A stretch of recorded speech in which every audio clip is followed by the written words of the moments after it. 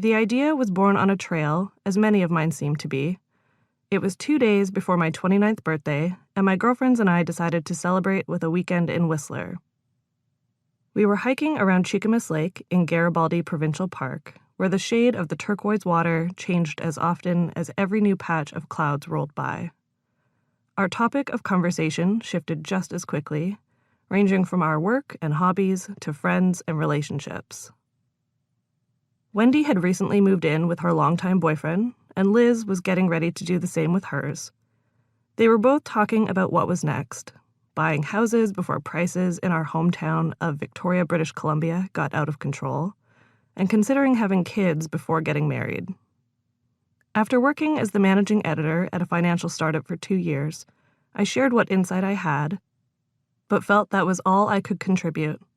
While my friends were moving on to the next stages of their lives, I was still working on myself.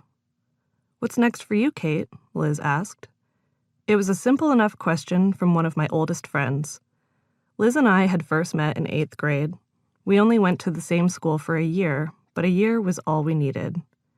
She lived down the street, and we could often be found walking between our 2 houses to hang out at one or the other. After all these years, I imagined she might have been hoping I would say I was finally ready to settle down too.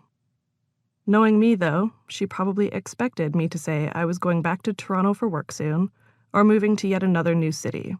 I was always on the move. Instead, I shared a thought I'd been sitting on all week. "I've been thinking about doing an experiment where I don't shop for a while," I replied. "Like, maybe 6 months, or even a year." My friends were no longer surprised when I made announcements like this. In the previous 3 years, I had made many big changes in my life, including committing to getting and staying out of debt, taking control of my health, and quitting drinking. I had also publicly documented these changes on my blog, caitflanders.com, formerly known as Blonde on a Budget, which I started writing in 2010. After the words "cool" and "that'll be interesting" came out of their mouths, they rushed me with a list of follow-up questions.